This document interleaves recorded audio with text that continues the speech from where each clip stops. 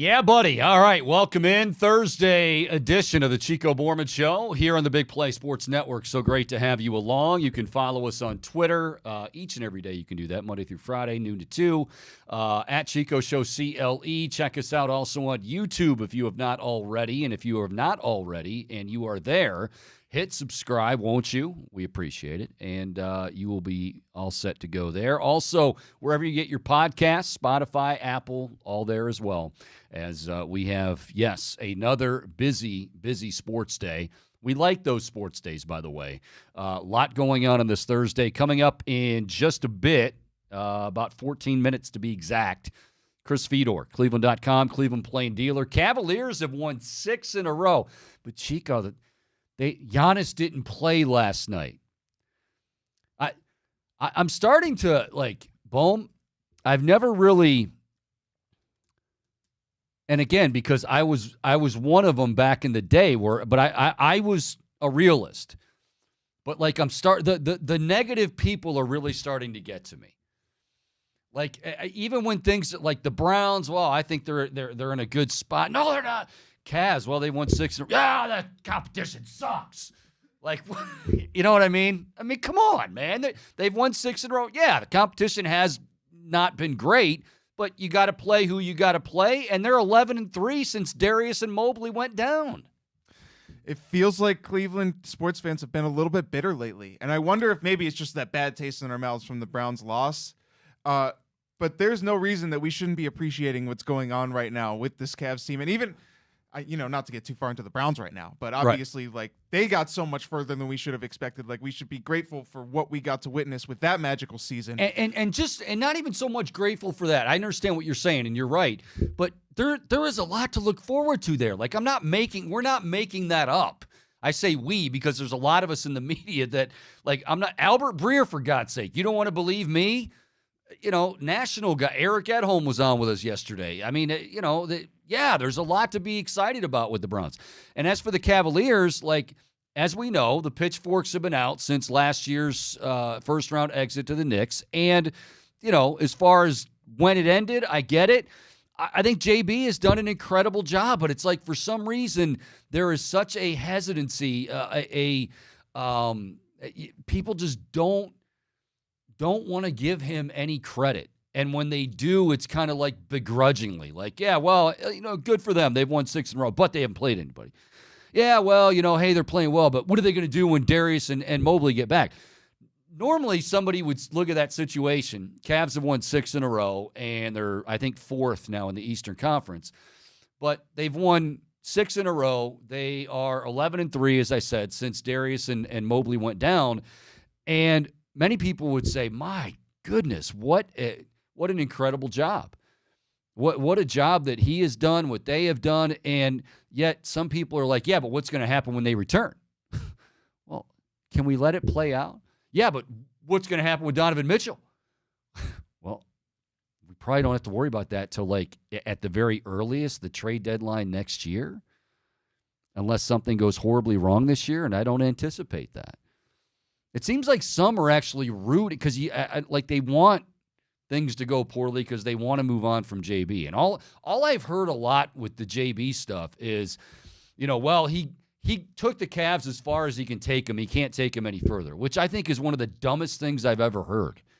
Simply because, it's a young team. He's also figuring it out. How do you know? I mean, you act like this guy has been doing this and that they've been, first round and done 3 or 4 years in a row. Relax. Give him a little bit of time. We'll talk to Fedor coming up at 12:15. 1 o'clock, Carrington Harrison, my buddy with 610 Sports in KC. Kansas City Chiefs heading to Buffalo. Take that, Patrick Mahomes. Finally on the road for a playoff game. I don't know what to expect. I really don't. The Chiefs, if the Bills weren't so banged up on defense and the Chiefs, let's say they squeaked by Miami last week, you'd say, but Kansas City, Bohm, you asked me this earlier in the week, does it make you buy in? Not really. Because I didn't really see anybody aside from Rice that really did anything. However, They do have a great defense.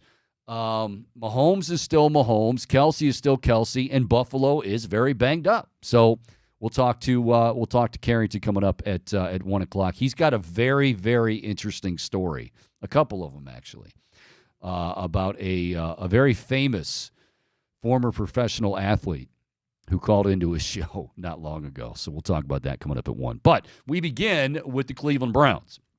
Obviously, yesterday, I don't want to say startling news, but surprising news. The Browns decided to let go of Alex Van Pelt, Stump Mitchell, and T.C. McCartney, respectively, the offensive coordinator, the running backs coach, and the tight ends coach.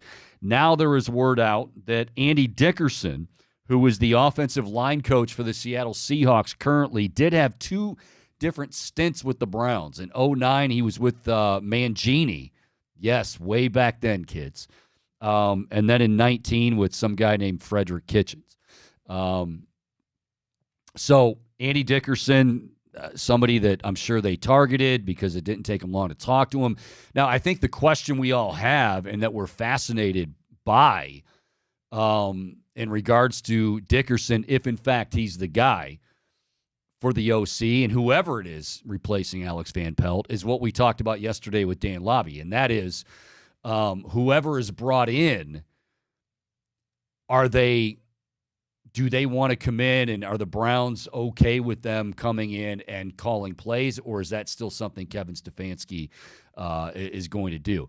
And maybe in previous years, I or some of you would have said, I don't know. I want Kevin Stefanski to call the plays. I mean, he's earned that right now. I mean, he's the head coach, so he makes those calls anyway. But I think what he did this year, with those different quarterbacks and all of that sort of thing. Sorry, I just had to see if I had something plugged in. Boom, I got I'll tell you what, this damn laptop's starting to drive me nuts. Anyway, we're good. But I think when it comes to the play calling, like, again, Kevin Stefanski, he had to learn, he had to grow up just like everybody else does. Anybody else in their job, a player, a coach, you and me, you get better with reps. Like, we forget that he only had 1 year with the Minnesota Vikings calling plays. Now, he's been entrenched in that and learned from some of the best, Gary Kubiak.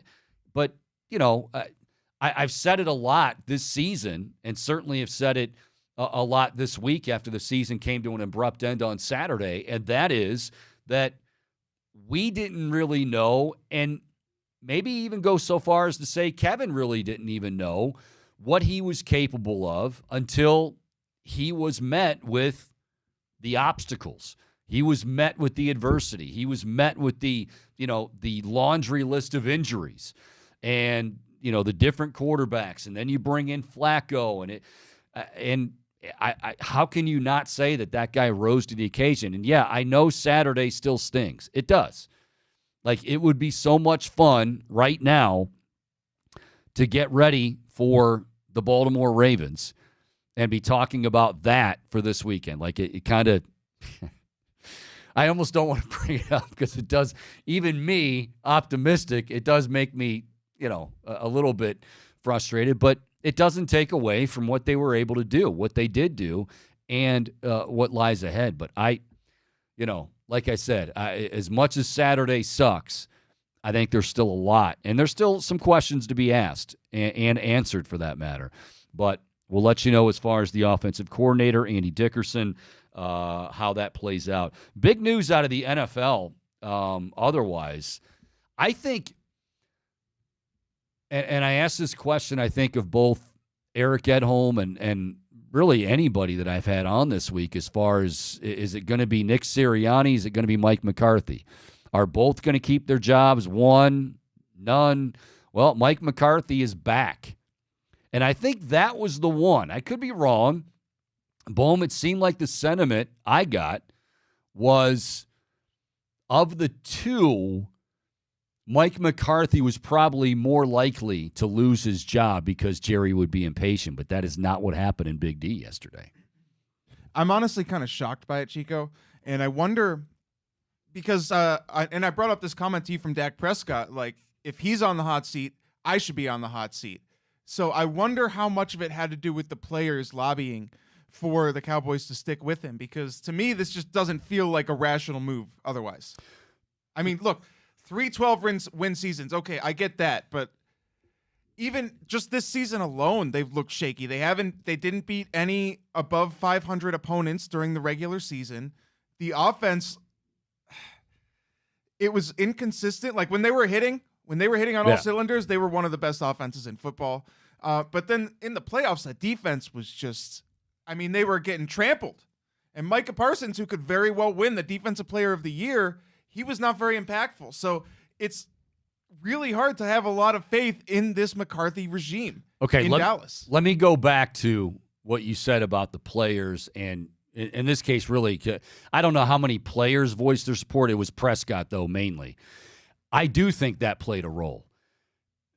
The other thing that I can't get out of my head, and you can say, well, that's fair, unfair, whatever. I mean, does Jerry Jones, remember with Jason Garrett, go back to Jason Garrett.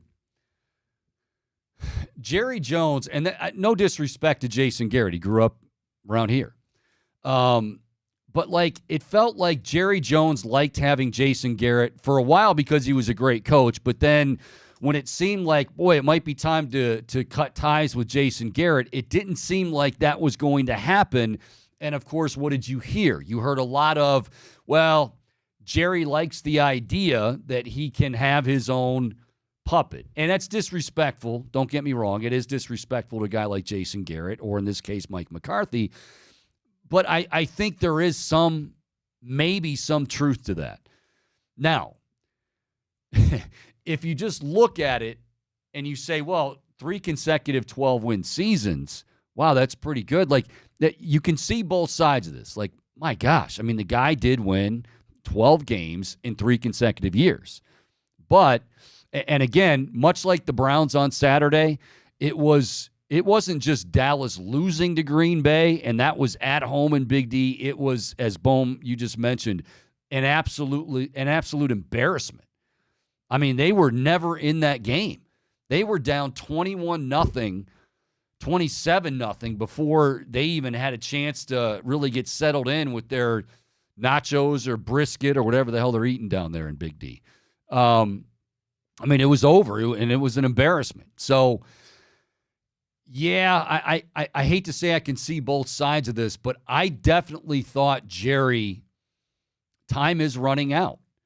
But here's the thing, and I thought about this a little bit yesterday, but we really didn't get into it because there was obviously so much going on with the Browns, and still is. But the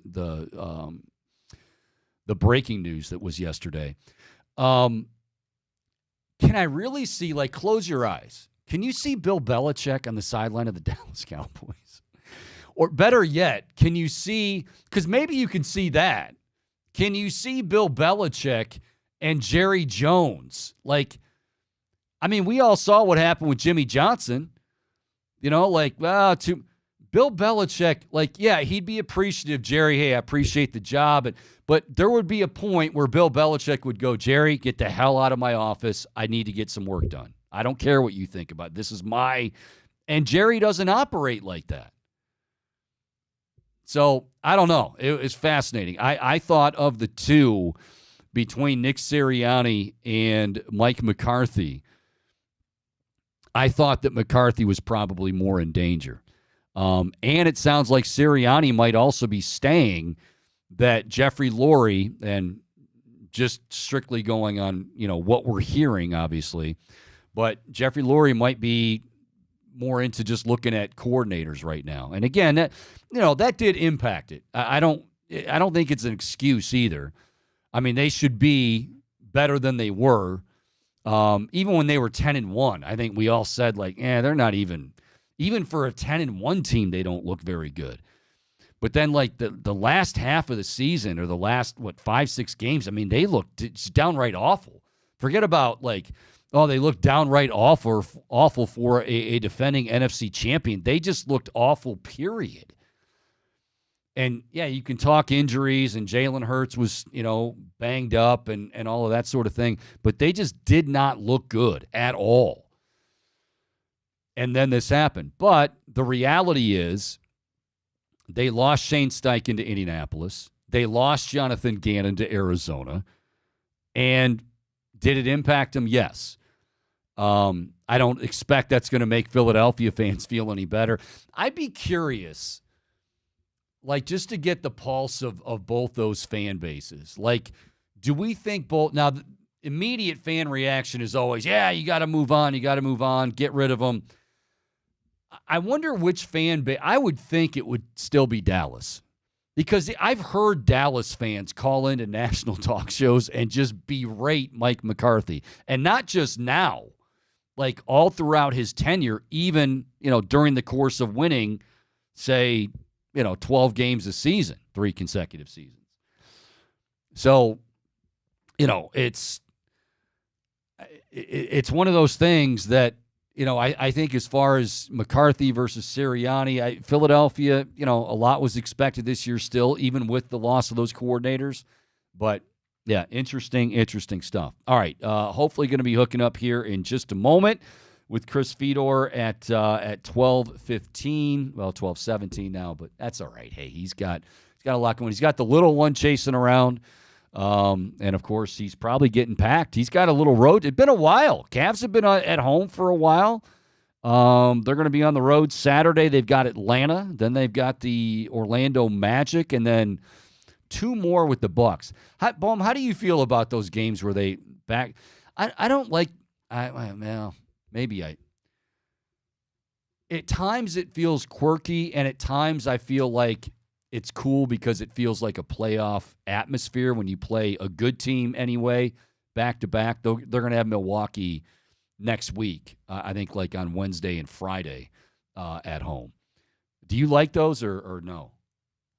What? So you're saying playing an opponent twice in a row? Yeah. Again, Wednesday. I think they did it with Philadelphia not long ago, and I mentioned at the time that I liked it because it did have that playoff feel, but I don't know. I go back and forth on it, I guess. I can do without it, Chico. It's an interesting wrinkle in an NBA season. And I think it obviously that second game is more than likely going to be an entirely different matchup than the first one. And I think that does make it intriguing. But yeah, I don't know. When I see that on a schedule, I feel like I'm less than 50% excited that that's a thing. See, here's the thing that I feel like, too, is that, okay, now Giannis, as we know, sat out last night. It's still, hey, the Cavs were without Mitchell without Garland and Evan Mobley. Chris will be with us in a moment. I can totally relate. He goes, my computer decided to do random updates. How many times have I told? I wonder if he's got an HP. We're not sponsored by I like my laptop, but more often than not, there's just it asked me just a moment ago. That's why I was distracted. This is so funny that Chris says this, because I looked at my computer and I'm like, wait a minute, am I plugged in? No, they just wanted to know, hey, do you want to update your computer right now? No, I don't. I'm actually using it right now. I'm working, which is where yo ass need to be. Like Friday. There have been so many after the show where you get so many times where you get caught up in the big play offices because it's these damn updates. I hate them. Yeah, it drives me crazy. And again, I know it's just part of but if you're in any other line of work, it's probably not a big deal. But when you're live on the air, and people are understanding, but when you're live on the air and all of a sudden your computer does that. And with that, Chris Fedor has joined us. Chris, I was just saying, and welcome aboard here. Chris Fedor joining us, Cleveland.com, and the Plain Dealer here on the Chico Borman Show on the Big Play Sports Network. I don't know if you have an HP. Do you have an HP computer, laptop? This is going to make me sound so old and so stupid, Chico. I have no idea what I have. My company sent me a computer It's not the greatest thing in the world, and I'm just kind of working with it. I think it's some kind of HP. I don't know. It's a Dell. That's all I know. Oh, it's a Dell. Okay, I said Hewlett. I meant Hewlett Packard. See, Oh, this is why that's a we get along. brand. Yeah, Jesus. that's all right. We get along. That's what I would have said. I would have been like HP. Yeah, that sounds like something real technical. Yeah, I'm sure I have an HP. So I was just telling the folks though that wild 10 minutes ago, I thought my computer was shutting down. And I had to look live on the air behind me. Did I plug in my charger? And it was my computer going, want to update? Like, Right. no, I don't. So I'm with you. Oh my Updates. God. It picks the worst time to do that too. The other night, I was in the middle of filing my game story and it asked me if it wanted to update. And no. And like I didn't click on no in time and it just started updating my computer as I was trying to file a game story. It was just great. May or may not have had moments where I wanted to throw it right across the studio, but we'll digress a little bit. All right, Chris Fedor again, Cleveland.com and the Plain Dealer. The Cavaliers last night, Cavs 135, Milwaukee Bucks 95. Yeah, but they did it. Giannis didn't play. I don't care. You know what? Darius Garland didn't play. Evan Mobley didn't play, and the Cavaliers. We'll get to the competition. I'm sure Chris will in a moment. They're 11-3 since Darius Garland and Evan Mobley went out. Chris, it continues to be, I think, a very, very impressive performance by JB and that group since those two went down.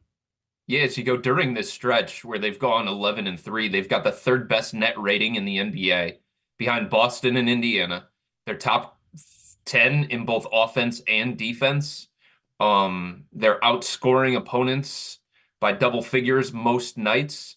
They're leading most of these games. It's been a really, really impressive performance by everybody. And it's been different guys that have stepped up and delivered. Obviously, Donovan Mitchell and Jared Allen are leading the way. They're integral to what the Cavs have done during this stretch, but contributions from Sam Merrill, George Niang career high last night against the Bucks, Karis LeVert coming off the bench and being an anchor for that second unit. Dean Wade hitting big shots down the stretch. Isaac Okoro with his suffocating defense, especially on Damian Lillard. They understand that the best way to get through this stretch is not one person stepping into the shoes of Darius Garland or Evan Mobley, because that's just not going to happen. You've got to do it as a team. You've got to change your style offensively. You got to do different things on the defensive end of the floor because you don't have two elite rim protectors back there. You don't have two erasers back there. One of the best individual defenders in the NBA has been taken out of the mix, so you have to change your style a little bit. You have to change your attention to detail a little bit. The things that you can theoretically get away with because those two guys are back there, you can't get away with anymore. So it has been really, really impressive. I think it speaks to JB Bickerstaff's ability to adapt and adjust. It speaks to him getting these guys to buy into this different style. It speaks to the connection that has built in that locker room. And it's a strange phenomenon, Chico, but when teams have their back against the wall and they're dealing with adversity, injuries for some reason seem to galvanize them, this Cavs team included. And they deserve a ton of credit for what they have done during this stretch. And suddenly they're the fourth best team in the Eastern Conference. Yeah, and you reference this in your column from last night after the game about, going back to the Knicks series, the bench and the shooting.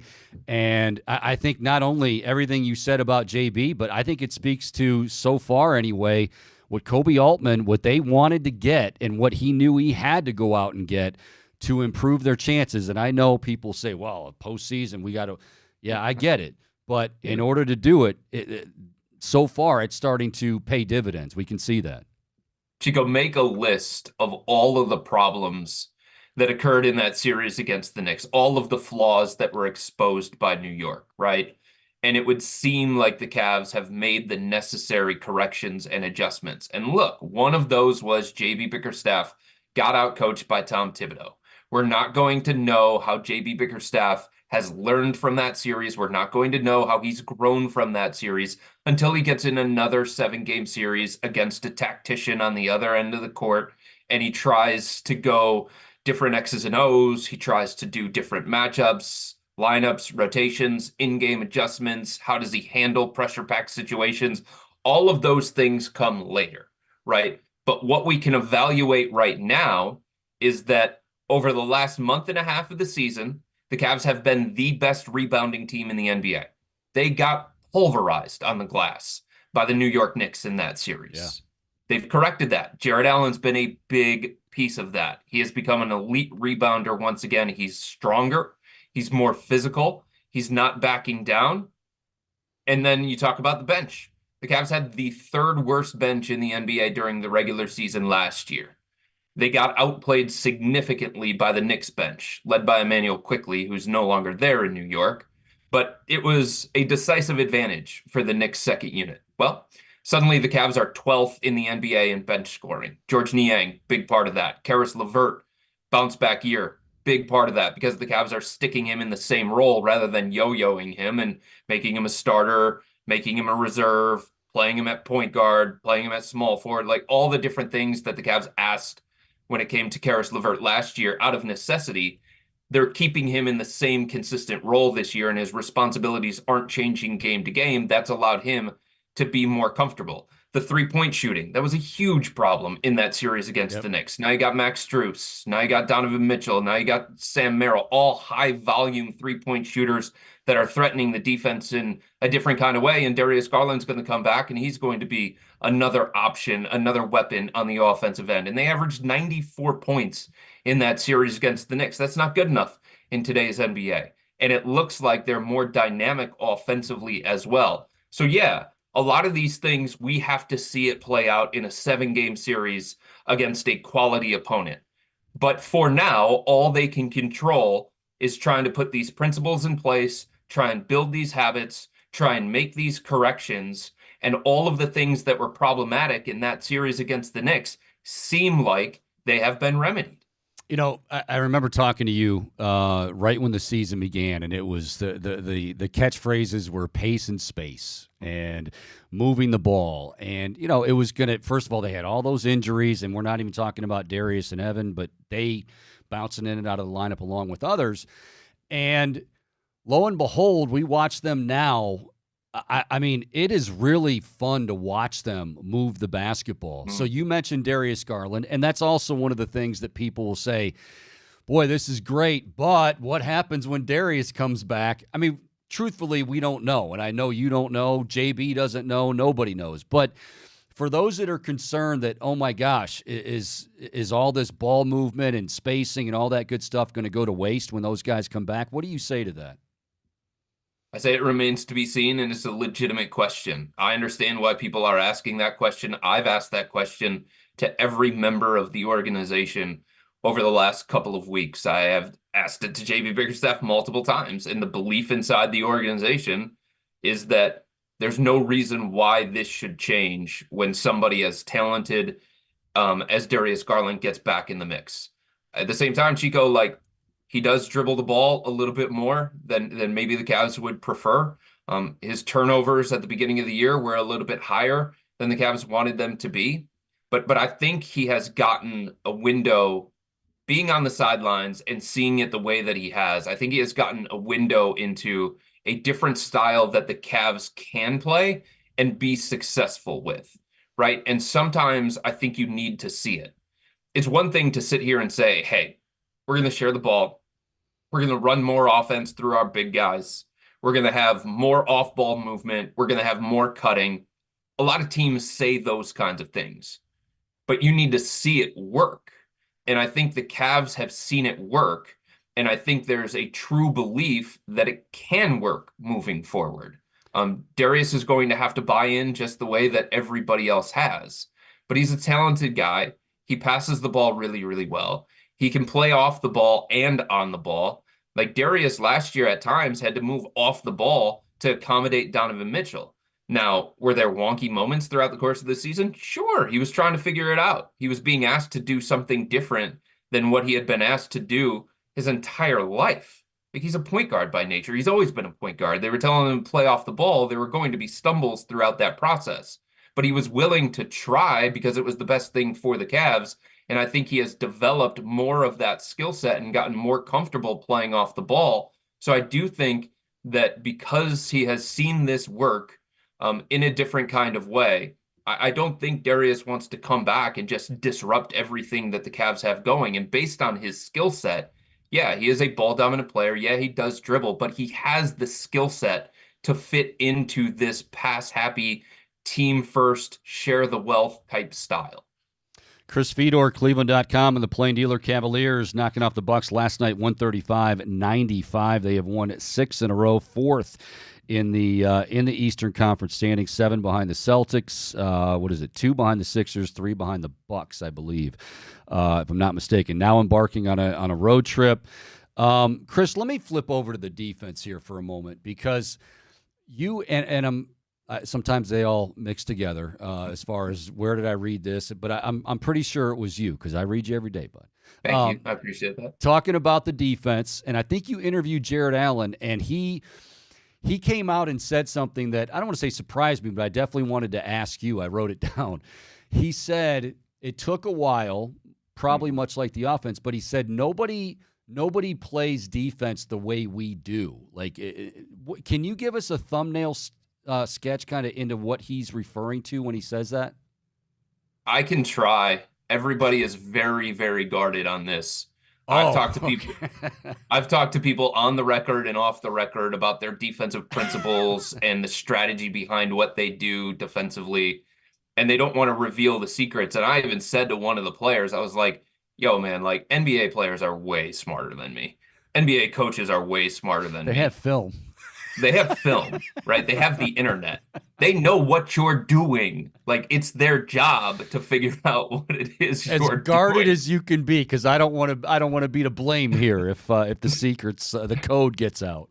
So, like, the gist of it is that they have a no middle defense. That's how they refer to it as. And if they're going to give up baseline, if they're going to give up above the break, that's fine. They're just trying to keep opponents out of the middle. And they have a specific shot profile on the defensive end of the floor that they're trying to allow, or they're more willing to allow. Let's put it that way.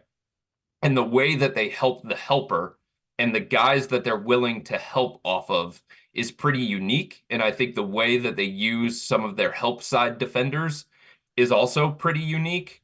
But, like, it all comes back to the commitment level, right? Like, this team, even though they have risen on the offensive end, Chico, and even though they're playing this different style offensively, and it seems to be giving them a lot more joy, a lot more energy, they still believe that they are a defense-first team.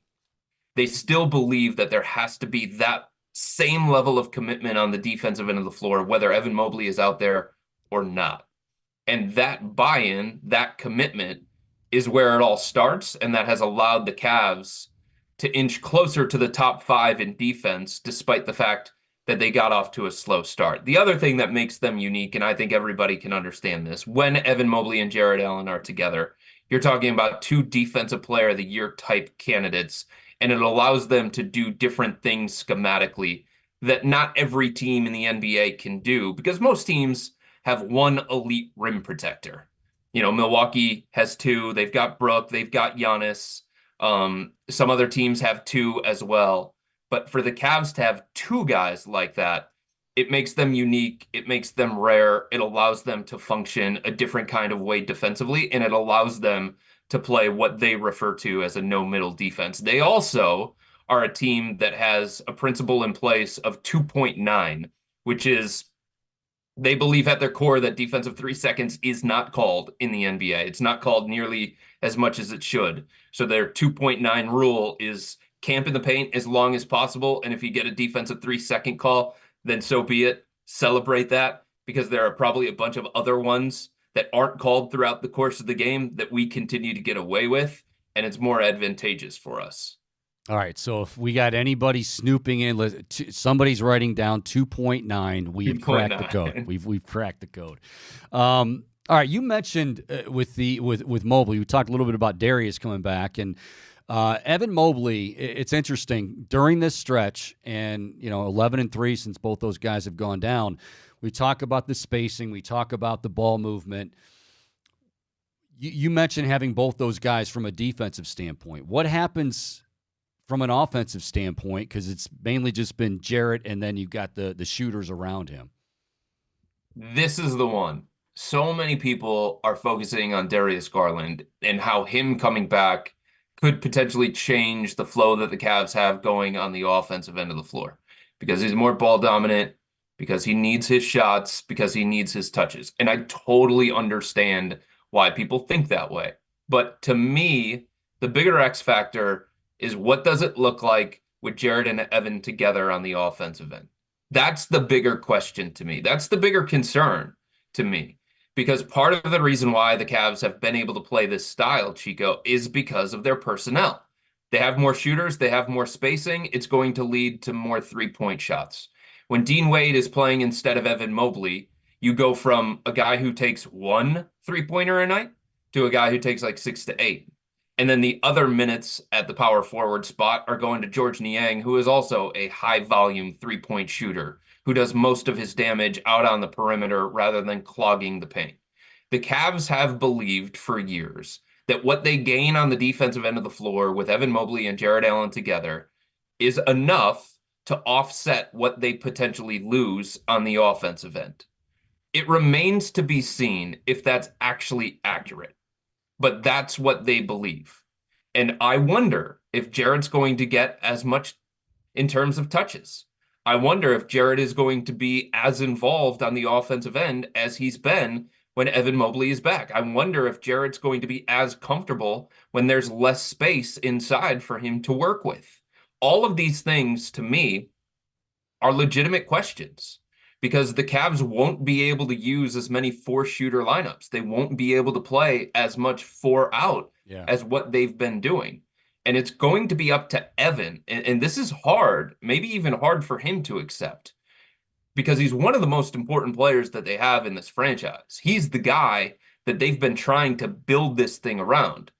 But at this stage of his development, he's just not there yet, especially on the offensive end of the floor. From a shooting, just being a shooter, right? I mean, just being a shooter, being a spacer, being an offensive threat, somebody that you can run your offense through the way that the Cavs have run their offense through Jared Allen. So he's just going to have to accept that the role that he had when he got injured, the amount of touches that he was getting on a nightly basis at the time that he got injured, those aren't going to be waiting for him in the same kind of way when he returns to this lineup. And he's going to have to be more of a guy that fills in the gaps as opposed to an offensive focal point. You know, when everybody was healthy, Chico, Jared Allen was 6th on the team in touches per game. 6th. He was getting as many touches as George Niang, who is a three-point shooting specialist, right? The hierarchy was Donovan Mitchell, Darius Garland, Evan Mobley, Max Strus, and Karis LeVert, Jared Allen.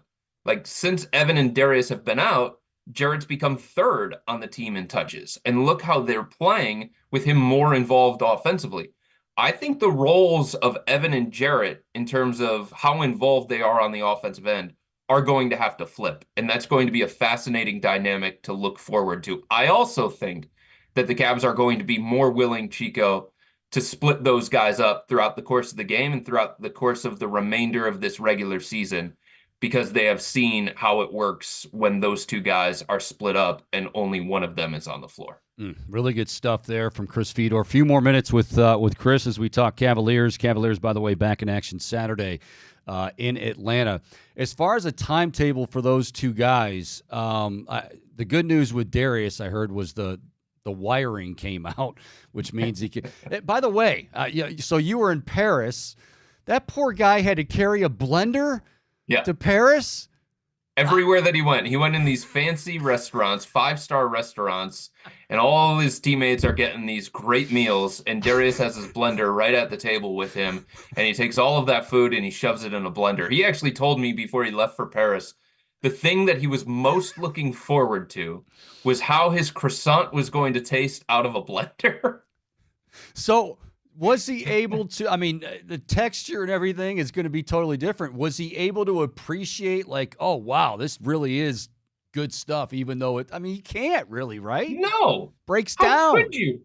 Blended food is just not going to taste the same as the real thing. So, poor guy. I mean, he tried to make the most of it, and he was trying to keep a positive attitude, just like he has throughout this entire process. And it's been a very difficult injury physically and mentally. But no, it's not the same. Have you ever tried to blend your favorite pizza into a blender and see what that tastes like out of a straw My fat instead of ass probably folding needs that more bad boy blender. over? My fat ass probably needs more of a blender in my life, Fedor, to be honest with you. Hey, from a serious standpoint though, with Darius, Yeah. because of that liquid diet, for lack of a better term, I mean, I'm guessing he lost some weight. I'm guessing he Yep. lost some strength. It could be a little while, right, until he's back. Yeah, somebody close to him estimated that he would need at least a week to get himself back in the playing condition that he needs to be at to play high level basketball. It's one thing to get clearance from doctors, it's another thing to be in a place where you feel like you can be effective when you go out there on the court. So he's obviously itching to get back, but he couldn't do anything. He could do no activity whatsoever that raised his heart rate. So no running, no jumping, no dribbling around. It was very, very difficult on him. But that was the rule. You cannot do anything that was going to raise your heart rate. So he is now back to basketball-related activities. He was doing an extensive workout with the coaching staff and the trainers following shoot-around yesterday. He did another workout before the game last night. He's going to continue to do those individual workouts. He's at some point going to get back on the practice floor. But people close to him said that he needed at least a week, maybe even longer than that. I would estimate a return later in this month, close to the end of this month. How about Evan? Evan is interesting because he told me the other night, him and I spoke in the locker room briefly. He said that he didn't have any kind of setback. His knee was feeling good. He felt strong. He was starting to do workouts, but it's a slow process, obviously. He has started to do workouts where he's kind of moving around a little bit more and jumping and testing that knee. But it's going to take him some time as well. And the estimation that I have gotten in this can obviously change. Guy's got Wolverine blood and he heals quickly. But I was told close to the February trade deadline, close to the All-Star break when it comes to Evan. The one thing that we do know is that the Cavs, given how important Evan is, both to the here and now and to the future, they're not in any rush to bring him back, and they're not going to put him in a situation where he's not fully ready before he's out there. All right. I can't let you go without asking this, because we always have to talk about food, especially now that you were over there. What was your favorite dish? Put it this way, was there a dish that you had never had that you were able to try that you absolutely thought was phenomenal? I wasn't there, Chico. Like, they didn't let me go. My company didn't have it in the budget. I thought you went. No, unfortunately, I did not. I had to listen to everybody talk about how great the French cuisine was. I was watching AC and John. Oh, yeah. And I was getting pictures. All those people that were there in Paris around the team were sending me pictures of their meals. And I was just jealous because I was at home making Elliot mac and cheese and Uncrustables and stuff like that. So Darius had it better than you with the blender. Who would have thought? But from everybody that I talked to, escargot was at the top of their list. I told them even if I was there, I probably wouldn't have gone that direction because, as you know, if it comes from the sea, it does not go in me. And even though snails kind of are on the land, they dip their toe in the water a little bit too. But everybody raved about escargot once they got over the mental hurdle of, hey, I'm eating snail. Yeah, I mean, shrimp, obviously I can't, but man, that's even lobster. Yeah, Lobster, shrimp's terrible. Crab, salmon, no. Oh, wow. None of it. Well, we won't go down that road again. I did not know that. I apologize for bringing up and maybe I should have been better informed. I just assumed that you were, put it this way. Here's where I kiss ass. Boom, watch this. Your writing and your coverage was so damn good, Chris, that I just assumed you were right there on foot. It was so damn good.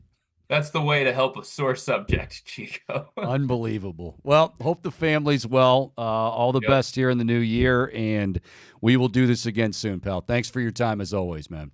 You got it, Chico. Anytime, man. All right, Chris Fedor, Cleveland.com, and the Plain Dealer. So Darius, boom, think about that. Darius had a blender.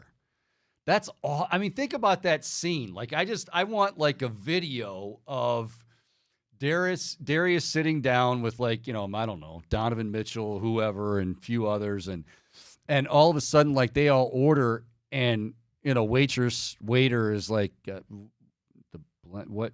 Yeah, I'm gonna have this, but I'm gonna need you to put it in this. Or did he do? He probably did that. Actually, now that I think about it, he probably did. Chico, as someone who has had their jaw wired shut, I heard that. I was astonished. I thought he would just be drinking smoothies in the restaurant, but you're literally blending up that steak and everything. I don't know that I would have done that. I just, it's almost very similar along the lines of eating escargot. That's not something that I think I could gather myself to like actually do. I don't think I could swallow it. So. Oh, that's right. You're not a seafood guy either, right? Not the biggest one. It's funny because you were just bashing shrimp. That's the only seafood I'll eat. Oh, I hate shrimp. I'm Well, weird I'm like that. allergic to it, so that's a whole nother animal. Understandable. But, wow. I've never. People probably wish I had my jaw wired shut at times. I've never had my jaw wired shut. Oh man, you imagine Darius had to be like, okay, first of all, it's a freak injury. I forget who it was that hit him. It was Porzingis. I think it was Porzingis. And freak injury, whatever. But at some point he realized, like, wait a minute, my jaw's gonna be wired, and we're gonna be in Paris with some of the best restaurants on planet Earth, and I can't. Oh man, He embraced it though, Chico. He did the next best thing, which is really, I give him a lot of credit. Yeah. I do wish that was content. I feel really bad that he had to go through this. Like when I had to experience a jaw wired shut, it was for like a week or two, and he had it for a month. I can't fathom surviving that long. And I'm like, you can barely speak. You got to mumble. Do you, in this case, boy, this is really now I'm going really into the weeds with this, but this is I remember reading it in Chris's column. I was like, wow, blender. So do you, in that situation, get doggy bags and travel the whole way back to the U.S., the whole way back to Cleveland, and just, I mean, it's not going to be as good as it was fresh, but do you try to keep them preserved somehow? And then when the doctor says, all right, wiring's out, you can eat, then you just go to town? No, you can't do that. Imagine walking into one of those restaurants and being like, you got anything non-perishable? Now people who know me are going to be like, yeah, why don't you get a blender there, Tubby? For a fat guy, you're not very jolly, Chico. All right, we will take a break. When we come back, I got some thoughts on what Chris had to say. Really fascinating stuff, too. And I'm glad he brought up, like, we keep talking a lot about, and understandably so, about when Darius comes back and the ball movement and the spacing and all that. I liked what he said because it is something that I think is kind of somewhat flying under the radar a little bit with fans, that, Jared Allen and those shooters has worked really, really well. I know the competition, whatever. But when Evan comes back, to Chris's point, might he not have those looks? Might he not have those shots and all of that sort of thing? Now, this is where I think Evan Mobley is a good guy, a good kid. He, obviously for all intents and purposes, he was outstanding at USC, good pedigree, all that. But it might be. He's right. Chris is right. That might be a huge adjustment for him. We'll talk a little bit about that. And then coming up top of the hour, we're going to go out to Kansas City, Missouri.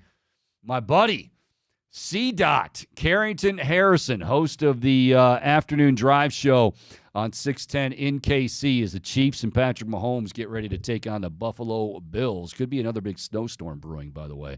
We'll talk to C-Dot coming up at 1. More of the Chico Borman Show to come right here on the Big Play Sports Network.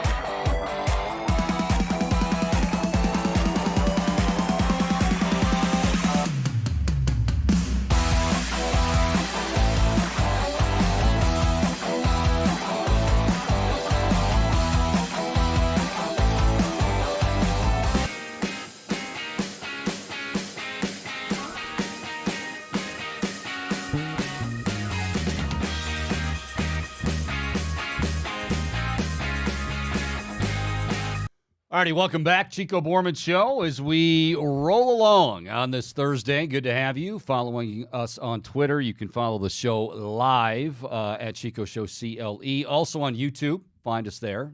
Chico Borman Show. Hit subscribe if you are not already subscribed. And, of course, wherever you get your podcast, Spotify, Apple, and you'll be all set to go. Great. Wow. Phenomenal stuff from Fedor. And I know I say this, and, if I have guests on, usually they're hopefully pretty good at what they do. And, yes, I like to be respectful, but Chris really does a phenomenal job covering them day in and day out. And I think, 11-3, first of all, I don't care what the competition was. Nobody would have envisioned that. I mean, honestly, how many of you, and I'm not going to sit here and tell you that myself either. Like, I thought when Darius and Evan Mobley went down at the same time, it's one thing to lose one of them. I mean, they had injuries from the very beginning of the season, hell, before the season. But when they went down, like, at the exact time, Mobley with the same time, Mobley with the knee, having to get that scoped, and then Darius Garland with the freak jaw injury. I mean, who in their right mind's like, oh, yeah, they're about to embark on winning 11 of their next 14 games and all the stuff. And I think that's where, because, again, I know that J.B. Bickerstaff, and there's truth to this, that, like, we won't know until the postseason. I'm not disputing any of that. We won't know until the playoffs. We won't know, how much of this pace and space and great ball movement and the sharing of the basketball continues once Darius Garland and once Evan Mobley come back into the fold. We won't know, hey, the idea of having the one big Jared Allen and then the shooters around him. Now you've got Evan back into the fold. How does Evan adjust to maybe not getting the same looks and the same touches that he had before? Yeah, I mean, that absolutely can be a big deal. And we'll see in due time how that plays out. But, man, the idea that JB, because this has always been the knock, and even before the Knicks series, I heard this, but then after the Knicks series, I mean, it was being talked about screaming from the mountaintops for many fans out there.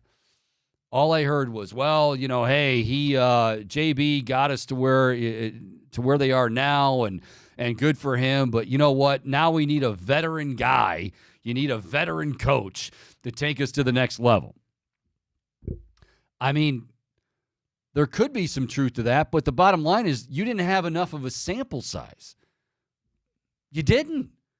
You didn't have enough of a sample size to say J.B. Bickerstaff is not capable of taking them to the next level. Now, again, that Knicks series was about as ugly as you can get. It was awful. But what he's done and what this team has done with those two guys out, 11-3, and yeah, the schedule gets a little bit tougher. Still a lot to be determined. And yes, the bar has been raised because of last year and how they're going to do this year in the postseason and all of that. But I don't know how anybody, even you folks that are just, you had the pitchforks out as far as he's concerned, JB's concerned, I don't know how any of you cannot be impressed with what he's done and what this team has done in the absence of those two guys. That would have been for many teams, including a Cavs team, say, years ago, not that many years ago, that would have been crippling to the point where they're done. That's it. Isn't it kind of weird, too? Like, you look at the Browns and the Cavs. Like, the Browns had so many ridiculous, laundry list of injuries. Yet, they've been able, obviously, we know they got knocked off last weekend. But, those two storylines and those two themes have reigned prominent with those two teams. Cavaliers doing the same thing. Now, again, rosters and players, you don't have the same number of injuries. But if you're talking about impactful injuries, same thing with the Cavs. Both of those guys go down at the exact same time. And it wasn't like they were just starting to get into, oh, wow, now JB, I finally start to have my guys all together and playing together, and then that happens. But much like the Browns, the Cavaliers have said, you know what? We're not going to listen to the outside noise. We're not going to listen to the media. We're not going to listen to the fans that aren't buying in and saying their season's over. We know what we can accomplish. And so far, they've been not just good, not just, keeping our heads above water. They've been outstanding. A lot of credit has to go to JB and those guys. All right, coming up here in just a bit, Carrington Harrison. He is with 610 in Kansas City as the Chiefs get set to take on the Buffalo Bills coming up this weekend. That is just to make sure I have it right, that is the what game is that on the slate? I thought I wrote that down. Are they they're not the first game, are they? No, they are the last game. Last game of the weekend on Sunday. Come on, Bohm. No, I'm just kidding. That was on me. I didn't have I wasn't Shooky. Nick Shook. Feast your eyes on that. I didn't have my my notebook handy on me. Are we playing pick six today? No, we're not. Because I won't be here tomorrow. But no, we're not. Do you want to do pick six? I mean, we can do an emergency pick six, only make it pick four. I feel like the people want to know, Chico. They want to hear your thoughts, your picks. They don't want this NFL slate. They don't want my picks because my picks last week were terrible. You had a couple good ones. Now the Steelers won, but the Steelers actually hung in there. I mean, they did hang in there. I didn't think there was any way that, I know, that's what time, but no, they weren't going to pull that one off. Believe it or not, I just wanted to put the kibosh on him. Oh, that's what that was? It was. The reverse psychology. They did always seem to find a way to win, and it's a testament to, I guess, their coaching and Mike Tomlin. But yeah, I definitely would not have placed money on that pick. I'll say that much. All right. Before we get to Carrington, by the way, as we said, some firings yesterday in Berea as offensive coordinator Alex Van Pelt, running backs coach Stump Mitchell, and tight ends coach T.C. McCartney were all let go. And reports are that the Browns are interviewing Andy Dickerson, the offensive line coach for the Seattle Seahawks. I don't know if he's their number one target, if he's one of a few guys that they're going to talk to. I have no idea. I think really the question with this is kind of what we talked about with Dan Lobby yesterday from the Plain Dealer, and that is whoever's coming in this case Dickerson. Now, the thought was yesterday, if it's a big name, in quotes here, if it's a big name, well, are they going to want to call plays? And if they're going to want to call plays, is that going to go over well with Stefanski if he still wants to call plays? Because I believe Kevin's not going to say anything, but I believe that Kevin Stefanski still wants to be the play caller and should be the play caller. But that remains to be seen. But Andy Dickerson has talked with the team, offensive line coach, did have a couple of stints in Cleveland back in 2009 with Mangini. My gosh. Seems like, that was a long, long time ago, Bohm. I may have actually had hair back then, Bohm, believe it or not. All right.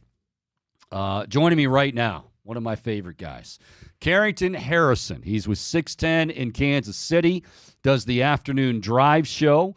The Kansas City Chiefs, as we just told you, getting set to take on the Buffalo Bills, the final game of the weekend.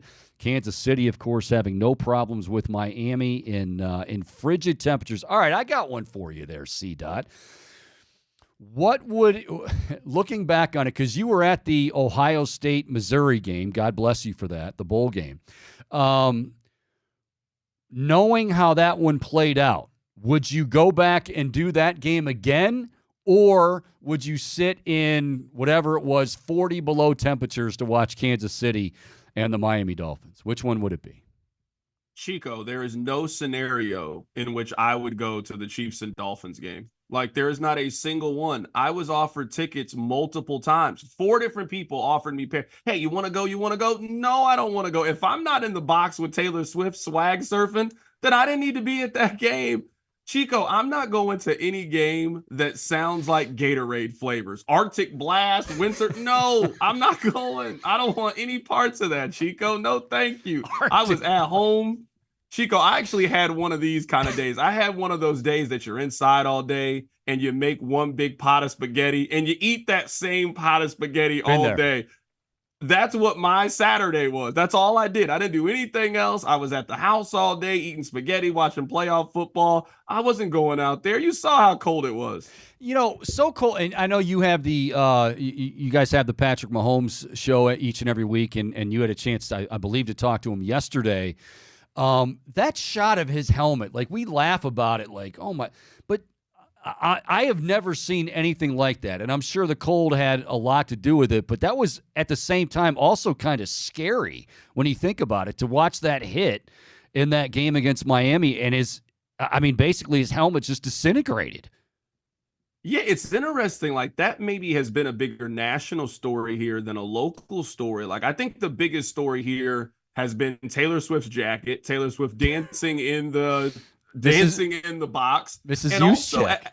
at least for me, it was the Chiefs showed the formula that they're going to need to win. Patrick Mahomes didn't throw an interception. The Chiefs have won every game this season that Patrick Mahomes has had 0 interceptions. Isaiah Pacheco got 25 carries in the game. Rice was their leading receiver. Kelsey was their second leading receiver. I think they might have the best defense left in the tournament. That I think a lot of the conversation has been, hey, this Chiefs team, if they can do that 2-3 weeks in a row, this Chiefs team can still win the Super Bowl. It's not going to look like how it looked last season where they were number 1 in offense, or some of those high-flying Chiefs offenses that we've seen. But this is a very flawed year. So why can't a flawed Chiefs team win the Super Bowl? Well, and I think the other aspect of this, not to take away from the Chiefs, Carrington, but this Buffalo defense, it's been decimated by injury all year long, but it got even worse against Pittsburgh. And, I'm sure that's something that Kansas City is going to be well aware of coming up on Sunday night.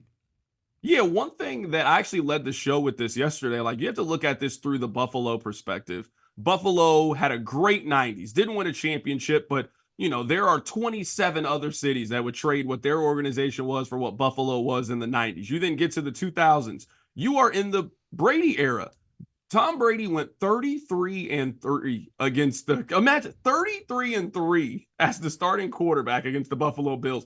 Every single time you played against them, you were going to lose. And then by some modern miracle, you get one of the greatest quarterbacks of his generation, who just happens to play at the same time as Patrick Mahomes. And as good as Buffalo has been over the last 3 to 5 seasons, every year that they really had a chance, who's the team that beat them in the postseason? It's been Kansas City. That fan base, they have had this circle. For the most part, they have come to Kansas City every single time, whether it's the regular season or the postseason. The only time that Mahomes played in Buffalo, it was during COVID. So it was 2020. There were no fans allowed in the stands. Yep. So this is his first time really going to Buffalo. And obviously Cleveland has a great fan base. Green Bay has a great fan base. Like, Buffalo's fan base is probably the equal to Kansas City. Just as passionate, just as loud, just as crazy about their team. That's just some of the things that I think make this maybe the best game that we're going to get in this entire NFL playoffs. Yeah, and Bud, the idea that, because everybody's just kind of in awe of this stat.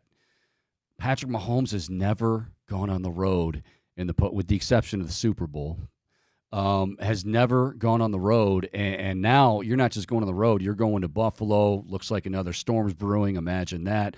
How is he? You had a chance to talk to him yesterday. How is he? What's his reaction to all of that? Going on the road, hostile environment, that sort of thing. I asked him about this specifically because there was an interview he did with Nate Burleson on CBS, and he mentioned how much he loves playing the villain in this. And we just talked about it with Buffalo. Like, this is going to be the villain. Like, I'll take it one step further. You mentioned that he hasn't played a road playoff game. He has as many postseason wins as Aaron Rodgers does. He's 28 years old. He has more than Drew Brees, more than Russell Wilson, more than Donovan McNabb, who went to the NFC Championship game basically every time from 2000 to 2005. If the Chiefs win this game, he will have as many postseason wins as Brett Favre did. If this team goes to and wins the Super Bowl, he will have more playoff wins than Peyton Manning did. Like, he can be third all time in playoff wins by the time he's 28 years old and in the prime of his career. Like, I know we talk about how great Mahomes is, and obviously 2 MVPs, Super Bowls, all of that, like, as a regular season player. He is one of the great postseason players that we have ever seen. It's like, Michael Jordan, Tom Brady, like guys that you know in the postseason are just always answer the bell. Patrick Mahomes is in that conversation. How confident are fans, Carrington, that you talked about what they were able to accomplish against Miami. How confident are fans that that offense will indeed, that performance will carry over in this game against Buffalo? It's funny you asked that because at least this is my take on this, because I think fans are like, hey, if we were better in the red zone, we would have scored 40 points in that game. Well, you haven't been good in the red zone all year. Like we have seen now, this is the 20th week of NFL football for the Chiefs. You got 18 weeks of the regular season. They played in the wild card round. This is the 20th week for the Chiefs. They're not a good red zone team. They were 15th in offense this year. Like at this point, it is about accepting what you are. This is a team that can run the football effectively with Isaiah Pacheco. You get the ball to Kelsey, you get the ball to Rice, you play good defense, and you limit turnovers. That is the formula that you are going to have. And I think what's most encouraging to me about Miami is, yes, this Chiefs team is flawed, but that's the formula that you need. And I thought they really embraced that against Miami. I thought they came out and they were by far and away the more physical team against Miami, and they controlled that game for the full 60 minutes. Okay, so you mentioned the defense, and they have been outstanding this year. I posed a question to one of the national guys yesterday, and it's no knock on the KC defense because, again, they've been great. But do you think there is a bit of, the Kansas City defense is so great because they've had to carry, for the most part, this team with the offense having their issues? Or is it really, you said they might have the best defense left in the tournament. Obviously, San Francisco's got a pretty good D. How do you gauge that? Are they as dominant as you're saying, and what makes them so dominant? It's weird because I would say that the Chiefs defense, like you could argue that they're the best, but I think their one flaw is this really isn't a team that like forces turnovers. Like when you and I think of like great dominating defense, we think of a team that can get a big sack, strip fumble, score a touchdown, or a team that like creates interceptions and creates pressures in that way. That's not really what this team does. They just keep teams out of the end zone. They were the only team this year to not allow 30 points in the game. Only one team scored more than 21 points this season against the Kansas City team. Like they just do a really good job of keeping teams out of the end zone. And one of their best qualities has been they didn't really get beat by any number one wide receiver this year. And they played just about all of them. They played Justin Jefferson. They played Tyreek Hill. They played A.J. Brown. They played Amon-Ra St. Brown. They played Keenan Allen. Like most of the top guys at wide receiver, this team played, and none of those guys had over 100 yards. So in this game, you've got Diggs, you've got Gabriel Davis, who Gabriel Davis just plays really well in the postseason against the Chiefs. He like transforms into Mike Evans in the postseason. You got two really good tight ends with Knox and Kincaid. I actually wanted the Chiefs to go get Dalton Kincaid, but they drafted Felix Anudike in the first round. There's a lot of weapons on this Buffalo team. It's going to be interesting to see what Kansas City can take away. What is the biggest concern going into this game against the Buffalo Bills? Turnovers. That's it. Like I know it sounds really simplistic. I know it just seems really, really obvious. Kansas City was minus 11 in the turnover differential this year. I don't care how good your quarterback is. I don't care how good your coach is, how good your defense. If you lose the turnover differential, that's why you lose the game. And in most of the games they played against playoff teams, so against Philadelphia, against Detroit earlier in the season, it was usually a drop, a penalty, or a turnover of why they lost that game. When they played this team earlier this year, Kadarius Toney lined up off sides. He was damn near playing defense for the Buffalo Bills when he lined up incorrectly. Like, I'm a big believer, Chico, that football is defined by 6 to 8 plays. Like there are, 60, 75 plays that happen. Normally, who makes the most out of those 6 to 8 plays? If you make 4 and the other team makes 2, you win the game. If you make 5 and they make 3, you win the game. For the most part this season, the Chiefs have been on the losing end of that ratio. There's going to be adversity in this game. You're going to have a false start that happens. You're going to have a holding. You're going on the road into a hostile environment. Can the Chiefs manage those mistakes? Can they manage the mental and physical mistakes? Can they not turn the ball over and play clean? They just haven't played clean against most good teams this year. That wasn't Miami. Talking to Carrington Harrison. He is with 610 Sports in Kansas City, hosts The Drive out there. And before I let you go, buddy, I know you got to get ready for that aforementioned show. So You texted me a while back, and I actually haven't gotten the whole story on this, so we'll go ahead and tell it now. So Charles Barkley called into your show. I mean, a lot of cool things have happened in our careers. I think everybody has a good story. I don't have some. Then again, I always say it's Carrington Harrison's world. Guys like me are just paying rent. But I mean, Chuck Barkley. Just how did that whole thing just play out? Okay, so I was filling in for Adam Shine. This was the Friday before the first of the year. So like December 29th or whatever the date was. And this is when the Pistons were in the middle of one of the longest losing streaks that we have ever seen. And my take was, well, we saw, Team USA eventually lost. Like if I had told somebody in 1992, hey, the world's about to catch up to Team USA. You and I grew up where it was crazy to think that a number 1 seed could lose in the first round of the NCAA tournament. Like we grew up where like Kansas would smoke Holy Cross or like Duke would beat Monmouth by 50 points.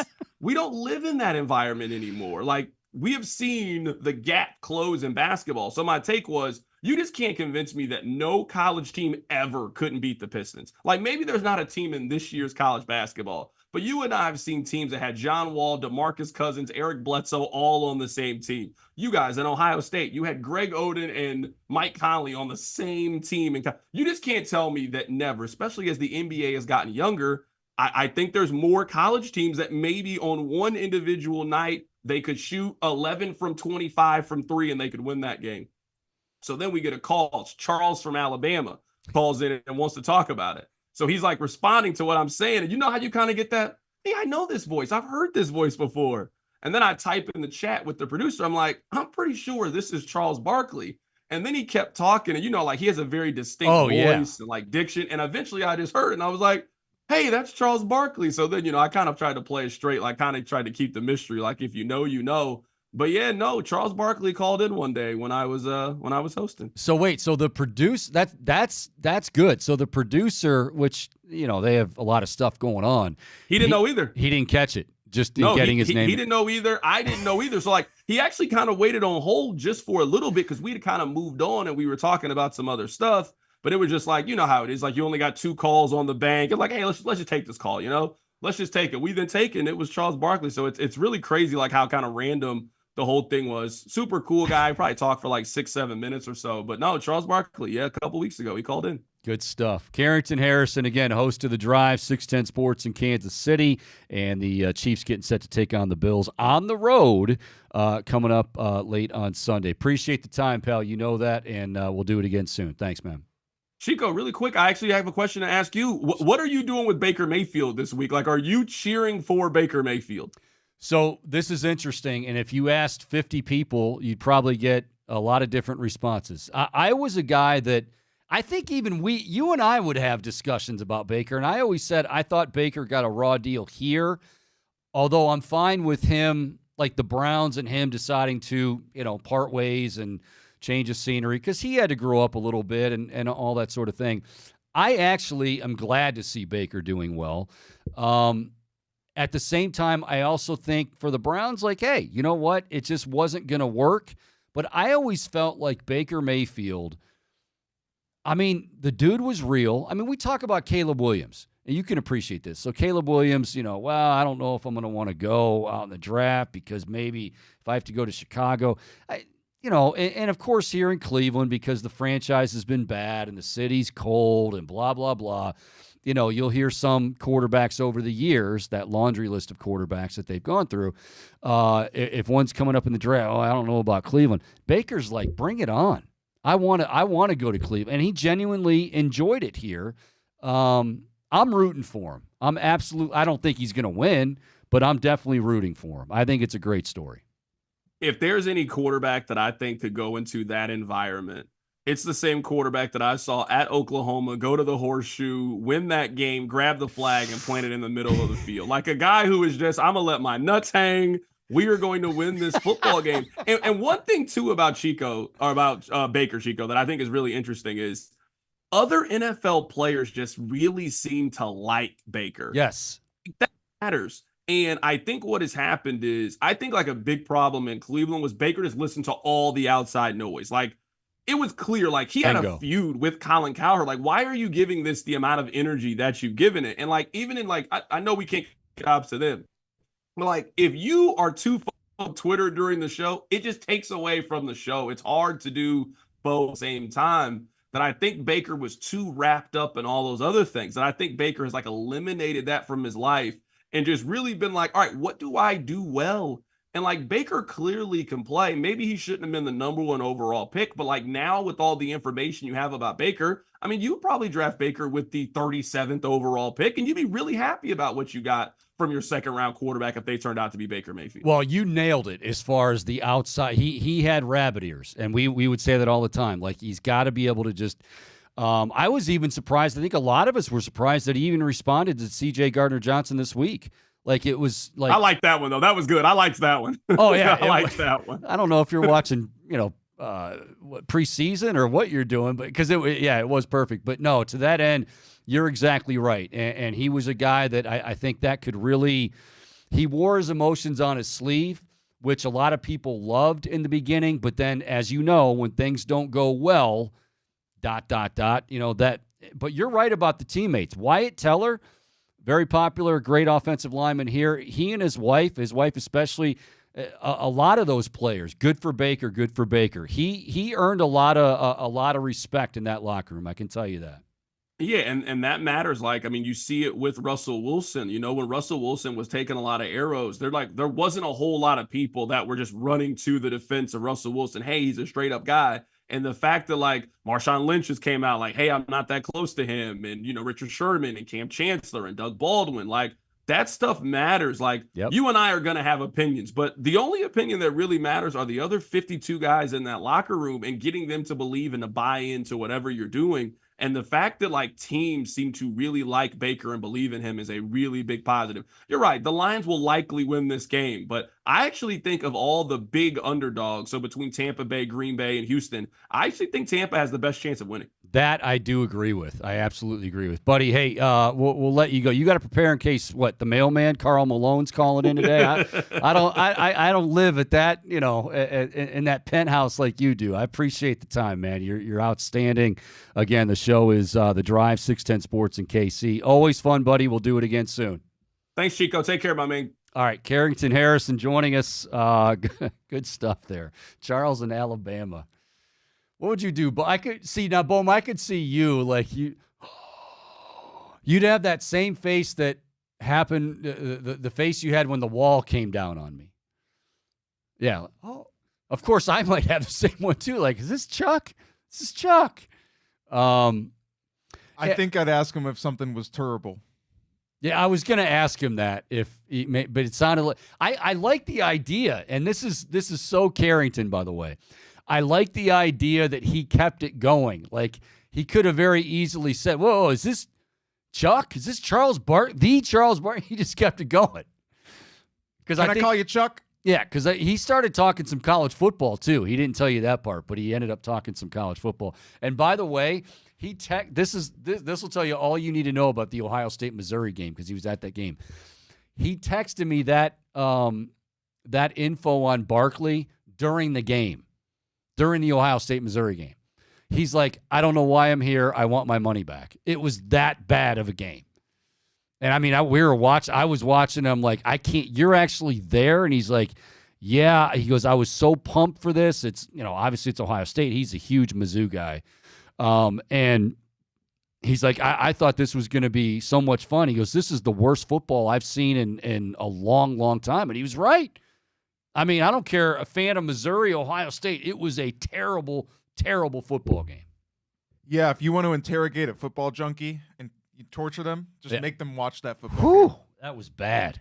That was bad. All right, we'll take a quick break. When we come back, I'll tell you what, Bohm. It sounds like now you kind of played it like, oh, the fans want to hear you. They don't want to hear my picks because I admit you don't want my picks or go against my picks. I think it's because Bohm, ladies and gentlemen, is feeling very confident. He's kind of had a little bit of swagger in the halls of Burke Lakefront Airport lately.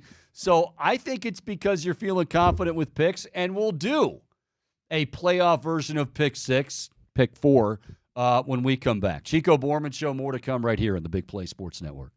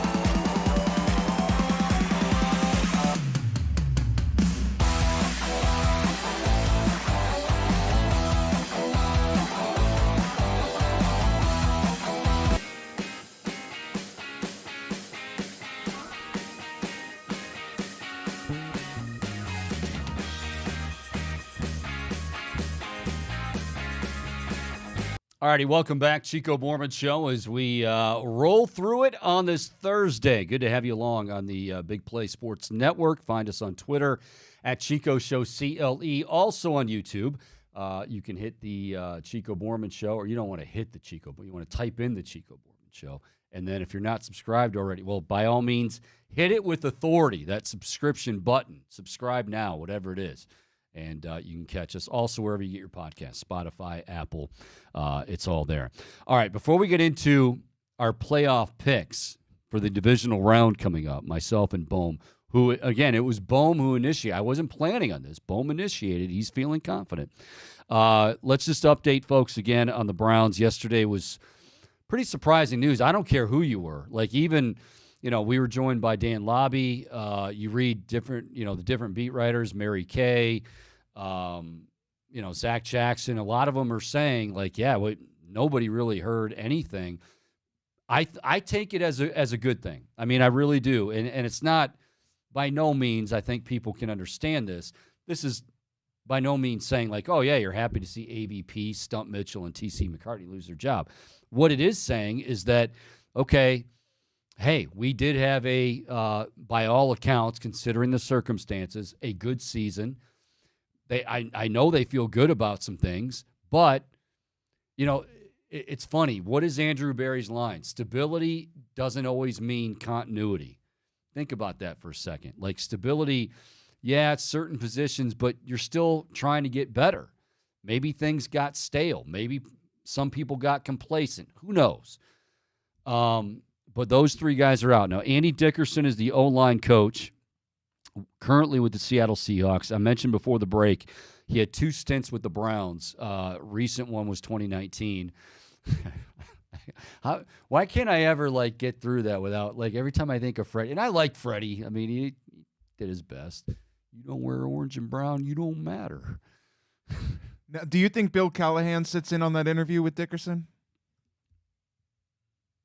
Obviously not interviewing for his job or anything. No. I think my guess is to some degree all of those guys at some point might, and then maybe Kevin, and I don't know. It's a good question, but yeah, just to be clear, I mean Callahan, heck, that guy's one of one right now. But Andy Dickerson interviewing for the offensive coordinator job, left vacant by Alex Van Pelt's firing. And the question was, well, if whoever they bring in, are they going to want to, call plays? I don't think that's the case. I still believe that. We'll see what happens moving on. There are other news, though, some other news. Obviously, we mentioned the very popular, and this one I know a lot of fans were upset about it. Stump Mitchell, very, very popular guy. Everybody loves him. He's beloved in the locker room. But again, we don't know behind the scenes, and it's not to say there's any bad blood. It's just, hey, you know what? We love you, but we've got to – and this is a sign of a good organization. Great organizations make decisions and have to put emotions and relationships to the side. Because, hey, if we're going to get to that next level, we can't allow the personal stuff to get – this has got to be all about football. So Stump Mitchell's gone. Deuce Staley is the Panthers' former Panthers assistant head coach, running backs coach. Deuce Staley has been interviewing for that also. And this one intrigues me for many reasons. Mary Kay and other sources have confirmed that the Titans' outside linebackers coach, his name is Ryan Crow, has received permission to interview for the Browns' defensive line job. Now, somebody's going, wait a minute. You just said McCartney. You just said Stump Mitchell. You just said Alex. You didn't say Ben Bloom. Yeah, that's why it raised a few eyebrows. Ben Bloom, is Ben Bloom going to stay? But is he? It sounds like he's going to stay because I don't think they would. I mean, that'd be kind of low if you're getting ready to fire. He might go to a different role. But it looks like they're looking at Ryan Crow. Now, I will say this. He has connections to Jim Schwartz. He was there when Schwartz was in Tennessee. I do know this. Crow is a Findlay, Ohio guy, Northwest Ohio, just south of Toledo. And Vrabel loved him. Vrabel obviously now gone from Tennessee and that Titans job, but he loved Ryan Crow a lot. Paul Kuharski, who covers them for The Athletic, the Titans, has said that Ryan Crow made a big impression on Mike Vrabel, and it sounds like obviously also Jim Schwartz. So we'll see what happens with that. But some other things going on. The wheels are still turning, and we'll see how and when these vacancies get filled. All right, with that, division weekend is upon us. I know it still stings a little bit. The Browns aren't there, but the games must go on. That means Bohm's predictions must go on as well. Here is a divisional playoff edition of Pick 6. Pick 4.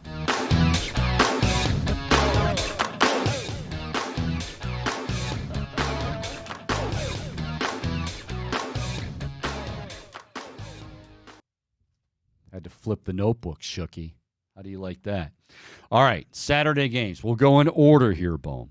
We got one AFC, one NFC game, both Saturday and Sunday. So we started off those Texans. Your boy, what about your boy? Your boy C.J. Stroud. And the Texans going into Baltimore to take on the Baltimore Ravens. Last I saw, the Ravens are 9.5-point favorites. The first two games of the weekend, both Saturday games, the biggest lines by far. We'll get to 49ers and Packers in a moment. But Ravens are laying 9.5. You ready for this, Bohm? I'm calling for the Texans to win. I think the magic continues. Wow. Yeah, I know. And I thought about I felt this way for the last couple of days, and then the news broke yesterday that Mark Andrews is back. Not just back, but like he practiced, and I mean, he felt great. He looks great. We saw when he went down. He was distraught. Isaiah Likely has been outstanding, as we've seen, but he's not Mark Andrews. Now both those guys. So gave me reason to pause. But you know what? I just feel like there's something special. I'm not going to cry, and get all emotional. But it's more than just CJ. It is all about CJ, but it is more than CJ too. The defense is playing well. We talk about Will Anderson Jr. and Grenard. How about Derek Stingley, the job he did last week? Again, Amari was hobbled a bit. We don't know how much that affected him. They've got some talented guys on this team. Make no mistake, CJ is going to have another great performance. Nico Collins, Schultz and company, those guys. I'm picking them. I think the Baltimore conundrum continues as far as the divisional round, and I know Lamar's locked in, and I like watching Lamar Jackson play, but give me the 9.5, but give me the Texans outright. Boom, outright.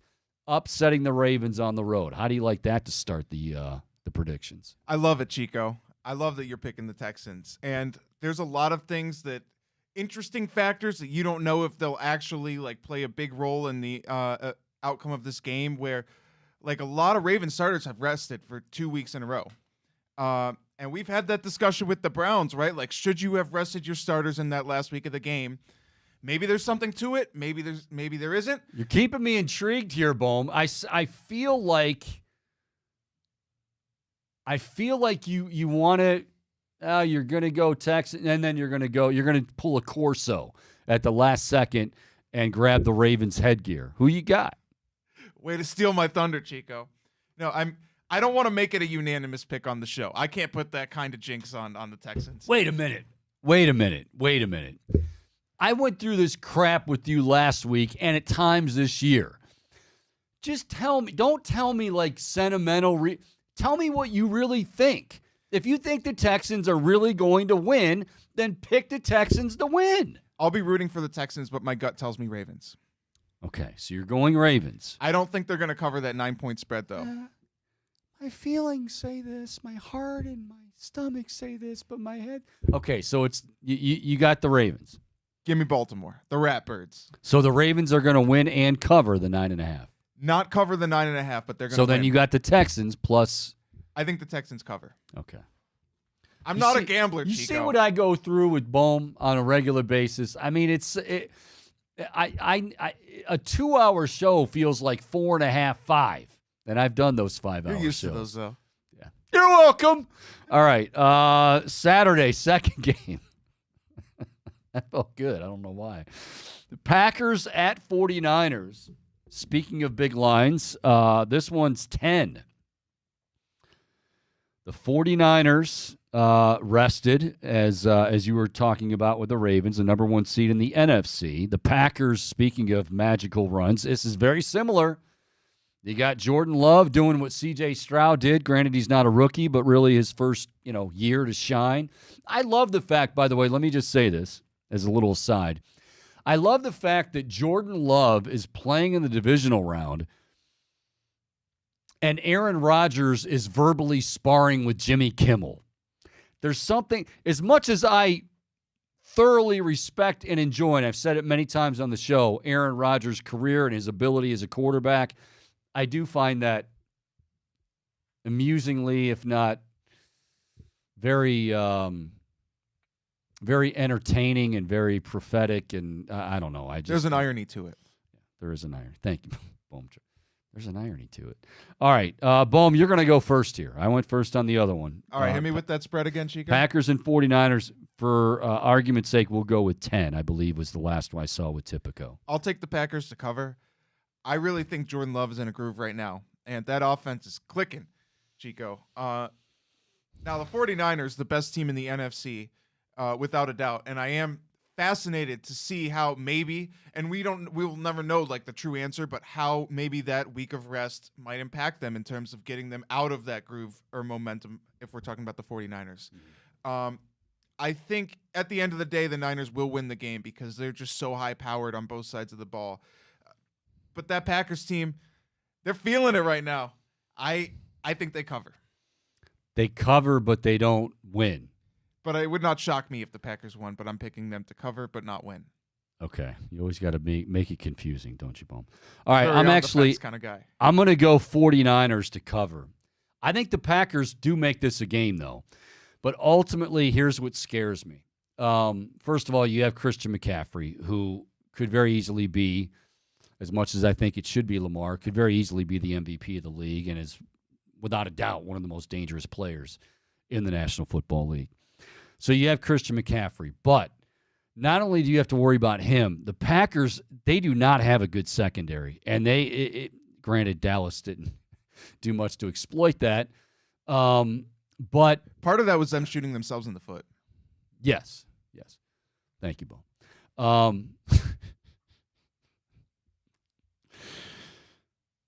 I think Brock Purdy has a big game. I think this is going to be high scoring. I think the Packers do put up some points on that 49ers D, but I think in the end, I think Purdy has a huge day.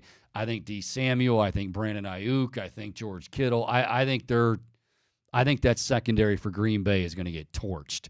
But I will say this feels like to me I'll go 38-27. So barely covering, but covering nonetheless. 49ers do cover and win 38-27 over the Pack. Does feel like a game where you should take the over, which means it'll probably wind up being a defensive standoff. Yes, that is. I don't know what the weather is calling for in the Rice-A-Roni.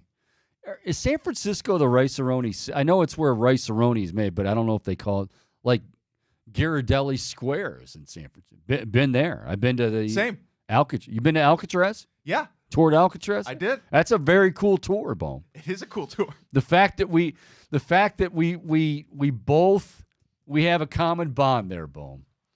I can picture you asking a lot of questions. Like by the time that tour was over, that guide was mentally exhausted from all of your questions.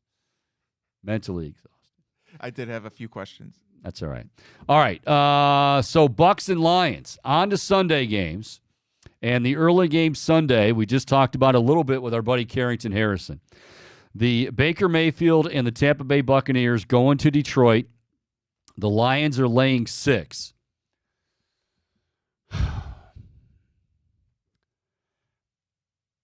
I don't think that, as I said to Carrington, I don't think the Bucks are going to win. This is one where I'm going to pull a bone. The Bucks do cover.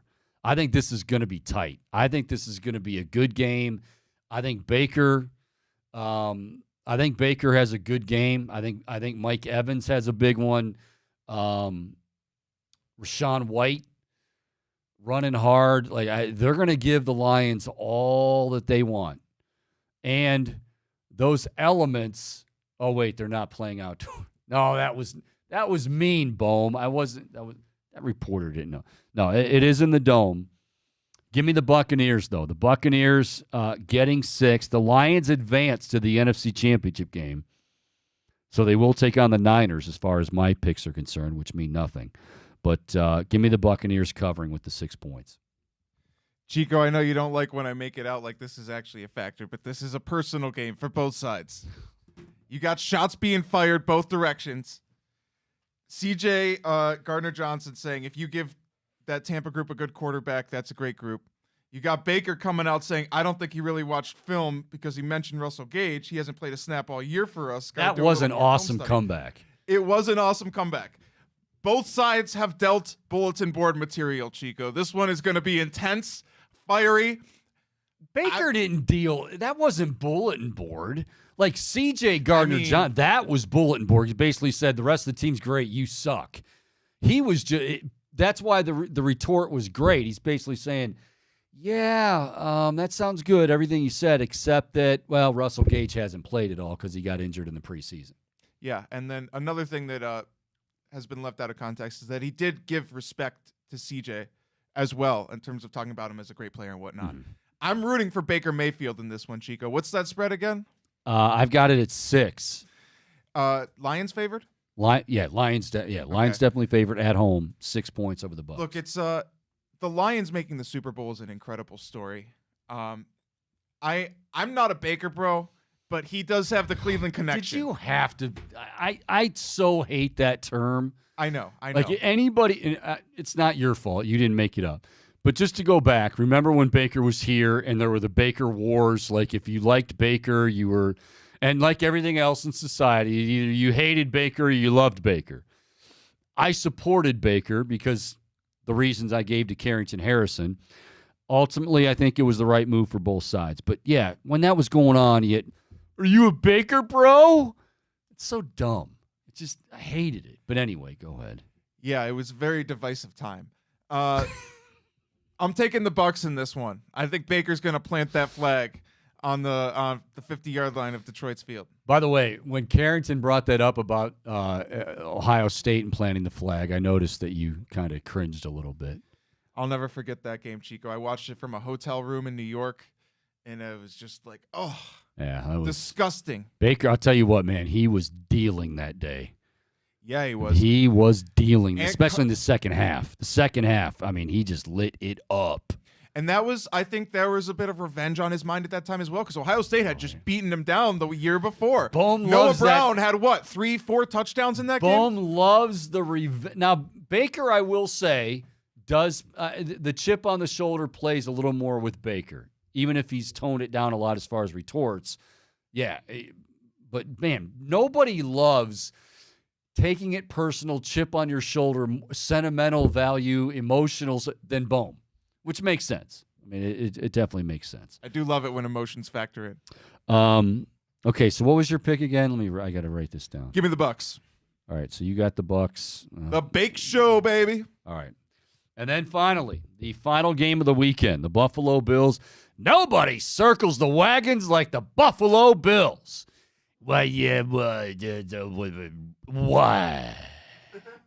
All right. Bills favored by 2.5. Hosting the Chiefs. Bills are so banged up on defense. And it's not just the White and Milano. I mean, even last week, they were already banged up beyond those two. And then even more, Bernard. To hell with it. I feel like, of course, I almost said like Corso when he went, bleep it.